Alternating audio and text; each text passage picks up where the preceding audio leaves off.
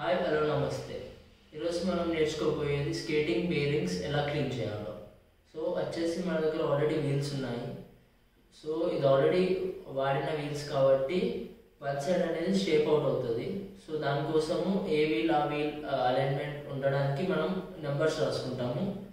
Wheels ఈ ఫ్రేమ్లోకి వెళ్ళి తీయకముందు నేను ఆల్రెడీ రాసుకున్నాను, మీకు కనిపిస్తుంది అనుకుంటా, చూడండి. అన్నిటికీ రాశాను. ఓకే, ఎల్ వచ్చేసి లెఫ్ట్ లెగ్ అనమాట. సో రైట్ వచ్చేసి ఆర్ అనేది రైట్ లెగ్ అనమాట.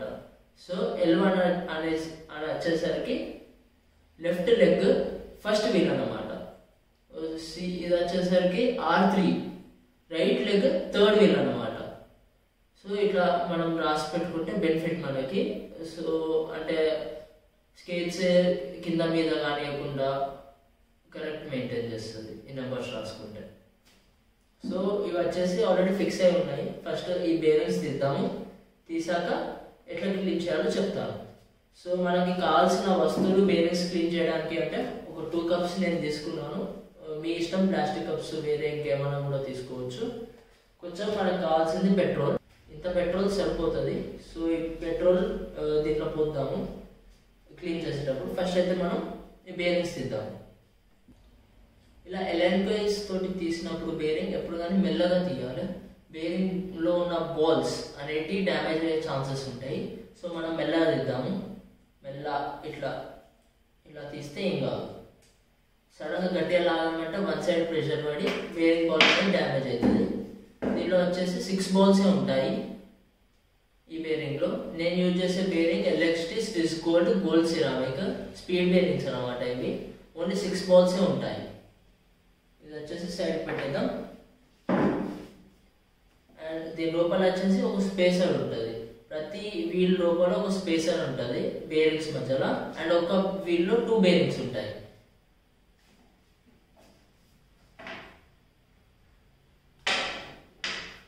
ఇలా తీసేసి వీల్ పక్కకు పెట్టేద్దాం.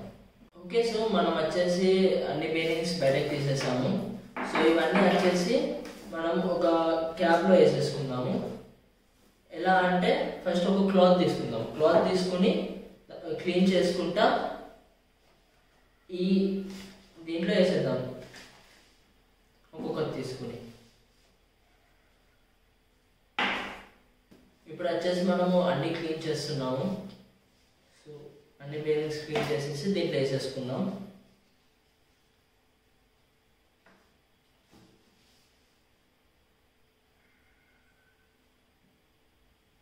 అన్ని బేరింగ్స్ ఇలా క్లీన్ చేసేసుకుని దీంట్లో వేసేసుకుందాం.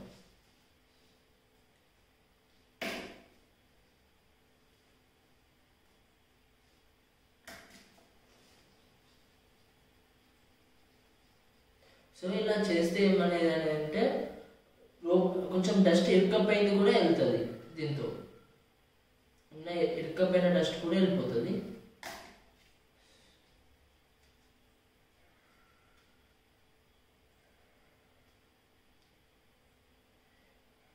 అండ్ ఇంకోటి ఏంటంటే మీరు ఎప్పుడైనా గుర్తుపెట్టుకోండి, ఇలాంటి రబ్బర్స్ ఉంటాయి చూడండి. ఈ రబ్బర్స్ పెట్రోల్లో వేస్తే దీని మీద ఉన్న బ్రాండింగ్ అనేది పోయే ఛాన్సెస్ ఉంటాయి. ఈ బ్రాండింగ్ అనేది సో రబ్బర్ కాబట్టి, ఆ ప్రింటింగ్ కాబట్టి, సో మనం పెద్ద అంత పట్టించుకోవాల్సిన అవసరం ఏమి ఉండదు. మీకు కావాలంటే ఇవి తీసి కూడా వాష్ చేయొచ్చు. బట్ ఏంటంటే మనకు ఆల్రెడీ వన్ సైడ్ ఓపెన్ ఉంది కాబట్టి ఏం అవసరం లేదు, తీయాల్సిన అవసరం ఏమి ఉండదు. ఒక సైడ్ ఉన్నా ఏం కాదు, ఒక సైడ్ ఎందుకంటే మనకు ఆల్రెడీ షీల్డ్ అనేది వచ్చేసింది, ప్లాస్టిక్ షీల్డ్. సో మనకేం ప్రాబ్లం ఉండదు. ఇలా అన్ని క్లీన్ చేసేసుకుని మనము దీనిలో ప్లాస్టిక్ బాక్స్లో వేసేసుకున్నాము కప్లో.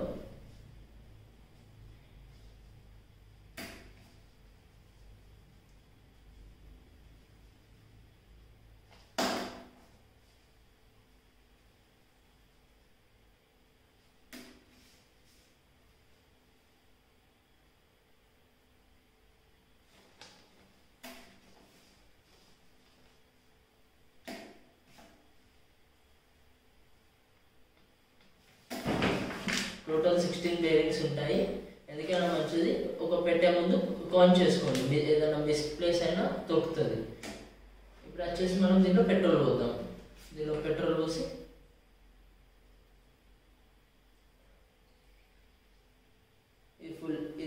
ఇది అప్పుడు మీదున్న బేరింగ్ కూడా మునిగిపోయేటట్టు పెట్రోల్ పోద్దాం. కొంచెంసేపు ఇది నానబెడదాం. నానబెట్టాక ఒక్కొక్క బేరింగ్ క్లీన్ చేద్దాం. సో మనం వచ్చేసి ఒక్కొక్క బేరింగ్ని ఇట్లా కదిలిస్తున్నాము.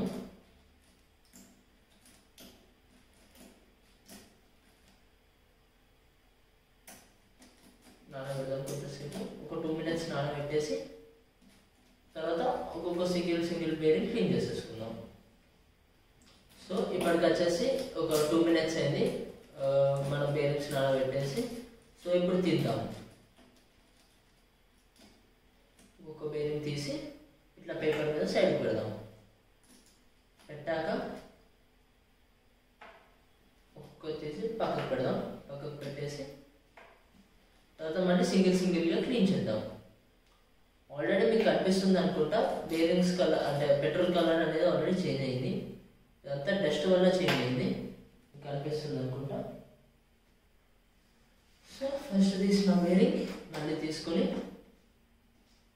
ఇందులో పెట్రోల్లో పెట్టి మళ్ళీ క్లీన్ చేద్దాం. కొంచెం బేరింగ్ని పెట్రోల్లో పెట్టి షేక్ చేసుకుంటా కొంచెం దీన్ని స్పిన్ చేయాలి. స్పిన్ చేస్తే కొంచెం ఫ్రీ అయిపోతుంది. ఉన్న డస్ట్ కూడా కొంచెం ఫ్రీ అయిపోద్ది. లైట్గా స్పిన్ చేయాలి, ఎక్కువ స్పిన్ చేయొద్దు.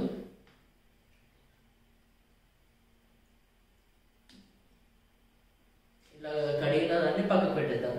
సెకండ్ టైం కడిగిన బేరింగ్ సింగిల్ ఇండివిజువల్గా కడిగి పక్కకు పెట్టేసుకుందాం.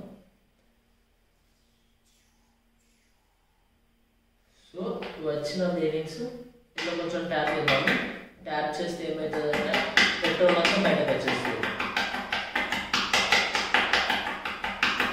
గుర్తుపెట్టుకోండి, ఇది ఓపెన్ ఉన్న సైడే ఇట్లా పెట్టండి. ఓపెన్ ఉన్న సైడ్ ఎప్పుడు కానీ కిందకి పెట్టండి. సో పెట్రోల్ కింద పోవడానికి ఈజీ అయిపోతుంది. ఇది ఏంటంటే ఇటు సైడ్ షీల్డ్ ఉంది కాబట్టి ఈ షీల్డ్ అనేది పోనీయదు. సో ఇట్లా పెడితే ఏమవుతుంది అంటే తొందరగా బయటకు వచ్చేస్తుంది పెట్రోల్. అండ్ ట్యాప్ చేసేటప్పుడు కూడా ఈ ఓపెన్ ఉన్న సైడే కింద సైడ్ ఫేసెస్ ట్యాప్ చేయండి.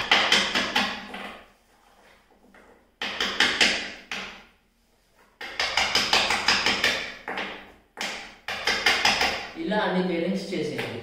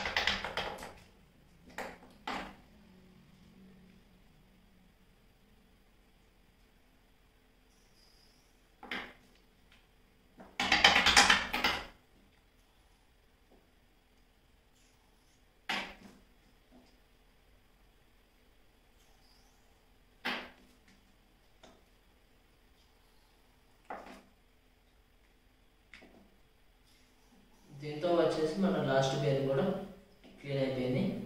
సో ఇప్పుడు వచ్చేసి పెట్రోల్ అనేది మనం సైడ్ పెట్టేద్దాం. ట్యాప్ చేసేద్దాం. ట్యాప్ చేసి పెట్రోల్ అనేది కొంచెం పోతుంది ఉన్న పెట్రోల్ అంతా.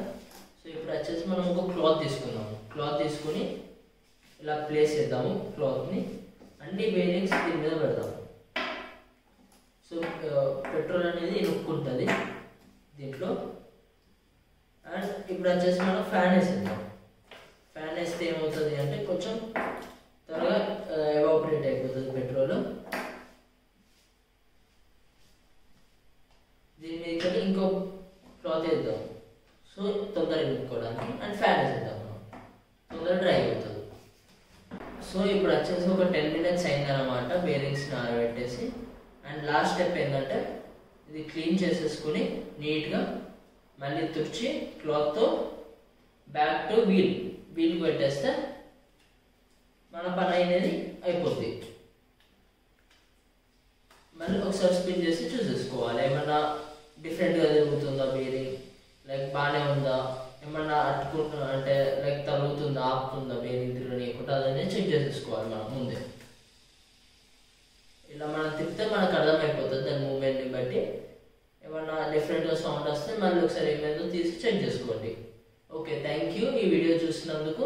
నచ్చితే లైక్ చేయండి అండ్ ఇలాంటి వీడియోస్ కోసం ఛానల్ని సబ్స్క్రైబ్ చేసుకోండి.